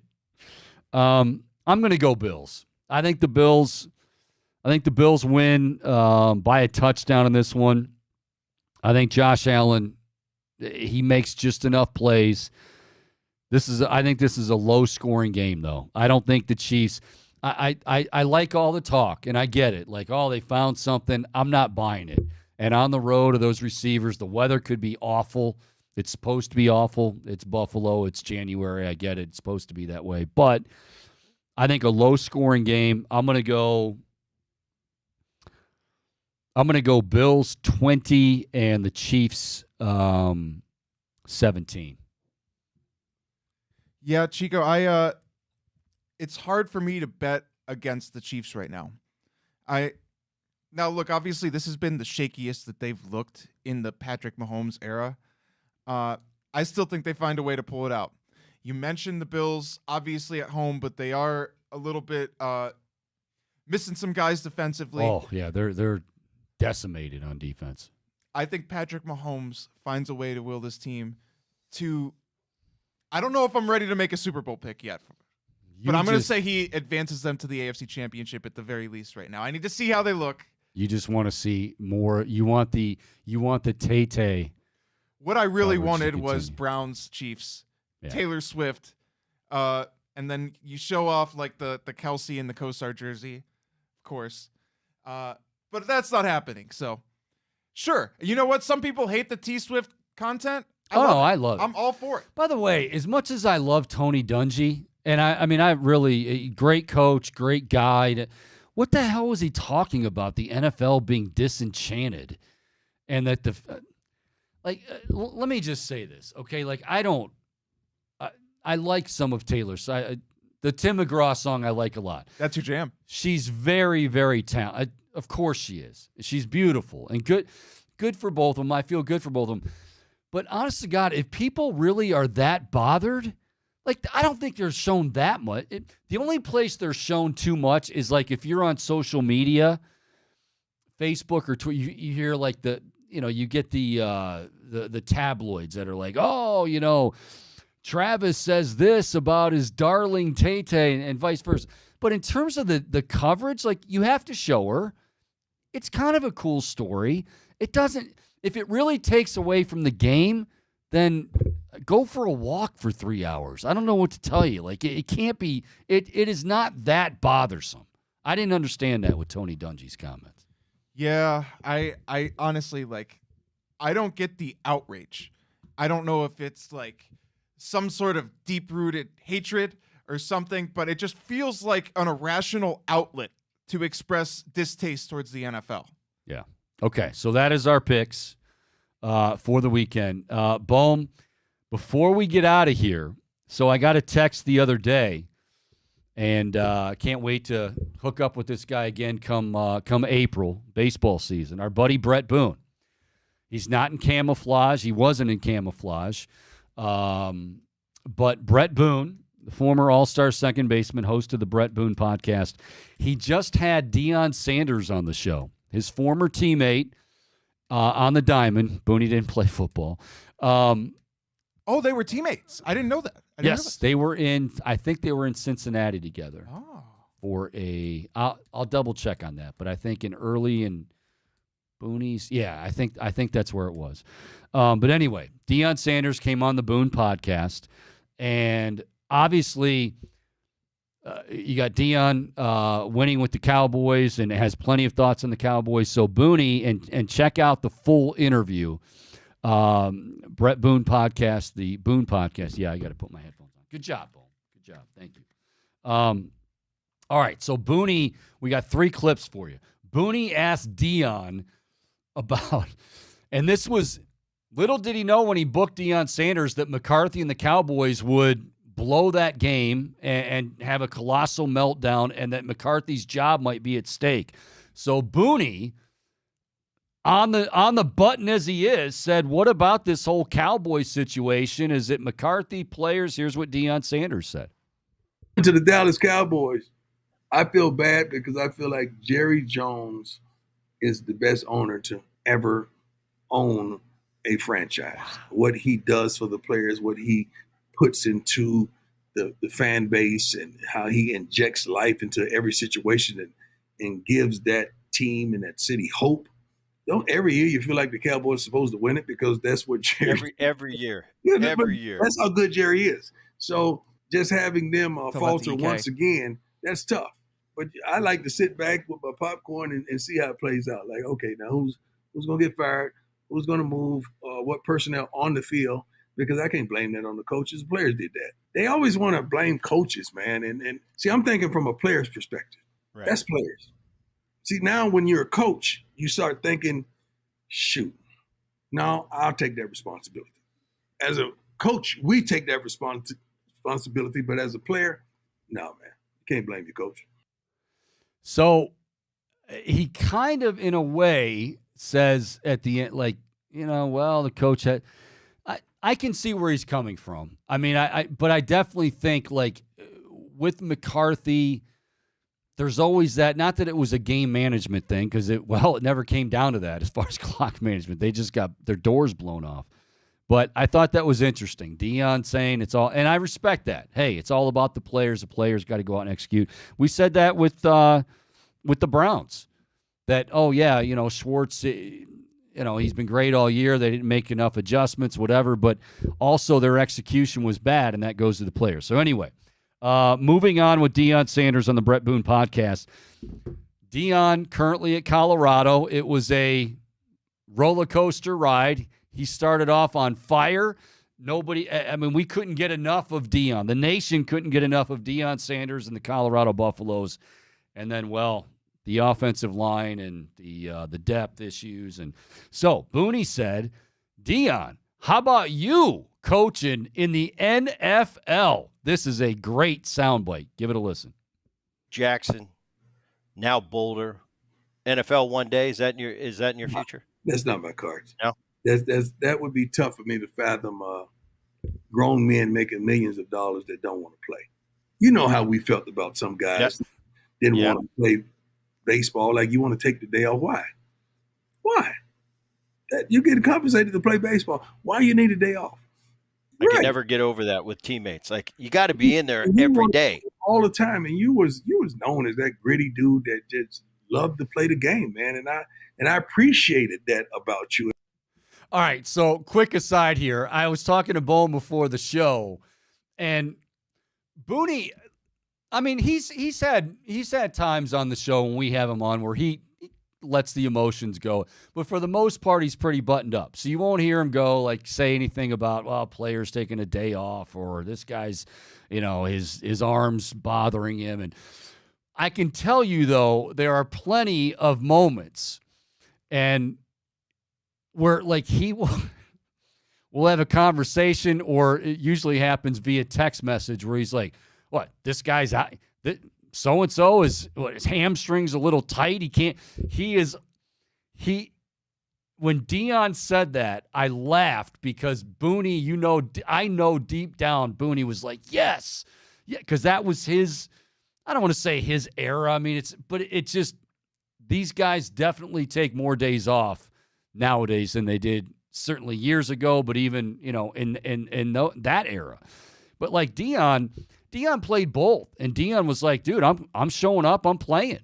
I'm not sitting out. A lot of respect for that, but I had to laugh because Booney, that is one of his pet peeves about today's game. You might talk about launch angles. He cannot stand how many days off. You hear, you got to be there every night. You wanted to go further with that. All right, finally, been a crazy year with Belichick and Nick Saban but Nick Saban obviously stepping aside. By the way, the domino effect it's having in college football is tremendous with the portal, and then now Washington's screwed because DeBoer, although they got a good one in Jed Fish. But anyway, Booney asked him about the abrupt resignation by Nick Saban. They, of course, paired together with the Affleck commercials, and he's known Nick for a while. Here's, I thought, a great response by Deion Sanders in regards to Nick Saban. Greatest ever coach, I believe. I got to say arguably, because I'm also associated with Bobby Bowden. Coach Bowden was unbelievable. What Coach Saban accomplished in college football, I don't think would ever be topped, because the game has changed so much. You won't be able to assemble a team like that could stand that test of time. Coach Saban is just having a relationship with him, working with the company Affleck and shooting commercials over the last couple seasons has been phenomenal. His wisdom, his truth, his heart, his passion for football, and what he meant to that university. We lost a giant. And when you lose a giant, this is what happens when he walks away. Programs change. What do you mean by that, Coach Prime? Alabama program has changed.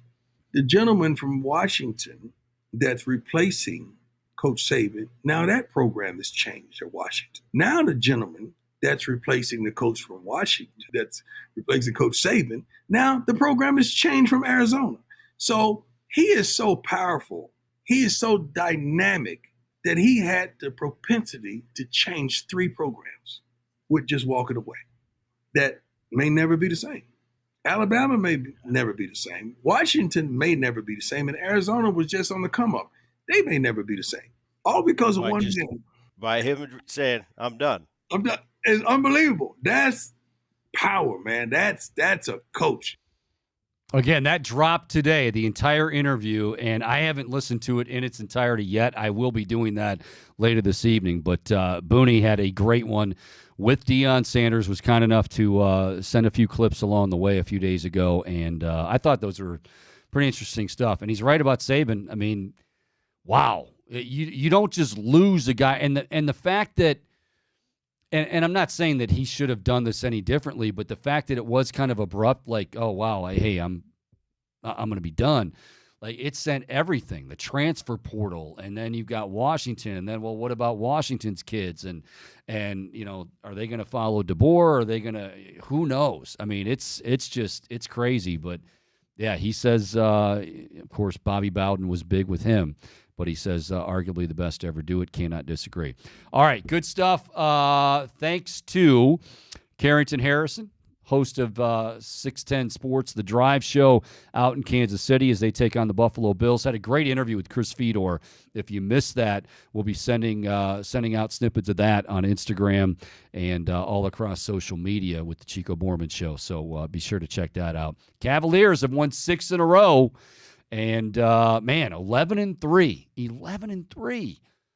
Since Evan Mobley and Darius Garland were both ruled out at the same time. So JB has found something. This team has found something. Will it continue when those guys get back? Yeah, that remains to be seen. But cannot dispute what they've been able to accomplish. They'll be back on the floor Saturday night in Atlanta. A 4-game road trip, although 2 of those are in Milwaukee at the end of the week. So thanks to Chris as well. Bohm, the Nostradamus, giving you his divisional round playoff picks. I'm like Chico Borman. I'm off tomorrow. I will be back with you again sometime next week. And we're going to have some fun. Keep it obviously locked here on the Big Play Sports Network. And we'll see what happens with the Browns and the latest hirings out in Berea. Until next time, make it a great weekend, everybody. See ya.